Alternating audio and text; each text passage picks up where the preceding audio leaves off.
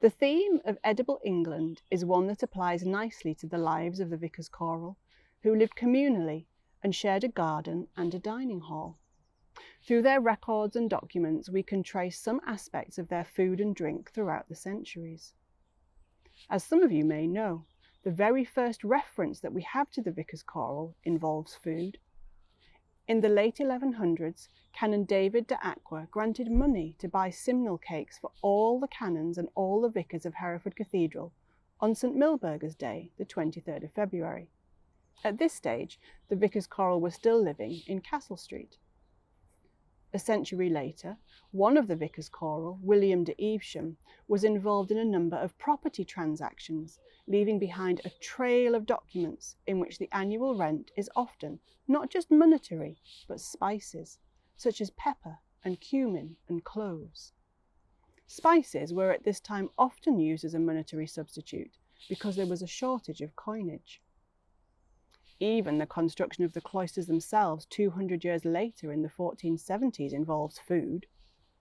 A sample of the mud daub of the wattle and daub walls contained a plumstone. A botanist at the University of Birmingham identified the stone as being from a gage, what we would call a green gage, believed to have been introduced in the 16th century. But the discoveries here seem to indicate a rather earlier introduction. Lots of the information that we have about the food and drink habits of the vicars choral comes from various snippets within their records, although frustratingly, the kitchen account books that are referred to no longer exist. But the general accounts tell us of expenditure on items like coal and wood, salt, hops and candles, even details of repairs, retinning saucepans and mending lanterns. They also regularly buy seed for the gardens. We can get an idea from Taylor's map of Hereford from 1757 of the layout of the cloisters and the gardens at that time. The kitchen gardens to the southeast were maintained by the cook, though the vicars still had access to the herbs and fruit. There was also a hop yard and a saffron garden, though the current volunteer gardeners have tried in vain to grow saffron here again.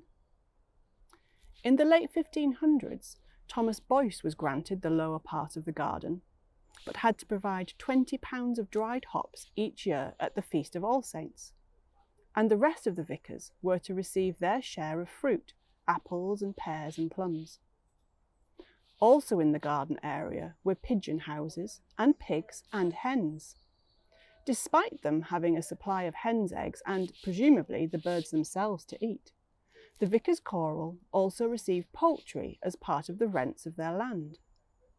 For a farm at Lower Bullingham, the annual rent in 1664 was 6 shillings and 8pence, 2 capons, a type of rooster, a goose, and 40 bushels of wheat and 16 bushels of barley. In fact, a document pasted into the front of the earliest surviving account book lists the various poultry that the vicars were to receive at certain feast days across the year from their tenants. At Christmas, 22 capons, 8 hens and 1 goose. A week later, on the 1st of January, the Feast of the Circumcision, 10 capons, and at the Feast of the Epiphany on the 6th of January, yet another 4 hens. Less than a month later, at the Feast of the Purification, which we also call Candlemas on the 2nd of February, they received 20 hens and 8 capons. It seems, however, that they didn't eat all of the poultry and grain they collected, but sold the surplus and distributed the income among the vicars. Alongside the poultry, which would have been consumed at feast days, they also had a regular supply of bread from the bakehouse.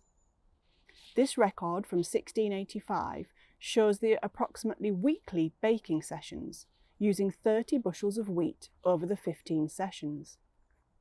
In the same period, they had 6 brewings of beer, using 78 bushels of malt, which would make up to 780 gallons of beer. They also drank wine and cider, as seen in the account books, and a late 17th century seal for a wine bottle was found in an archaeological dig here. In fact, at various times they got into debt from excessive spending on ale, and in the late 17th century they stopped drinking sack, a type of fortified white wine, at festivals because it was an unnecessary expense. During Lent, they ate differently, of course. The records for 1588 show that they agreed to have supper together for 4 days a week throughout Lent, one dish of fish and another of butter. There are a number of references to their communal eating, including that as early as 1587 they had tried to stop this rule, but the Dean and Chapter refused. The Elizabethan statutes from earlier that century had specified that every day some part of the Bible should be read at mealtimes, and at the Visitation in 1588, one of the vicars, Bartholomew Mason, confirmed that there is every day some part of the scripture duly read at dinner, and also some psalm or part every meal sung after grace is ended. This was also the case at the Visitation in 1667. The rules changed slightly in 1607 when they agreed not to have shared meals on Sundays. When they didn't dine communally, they were given an allowance of wheat and barley.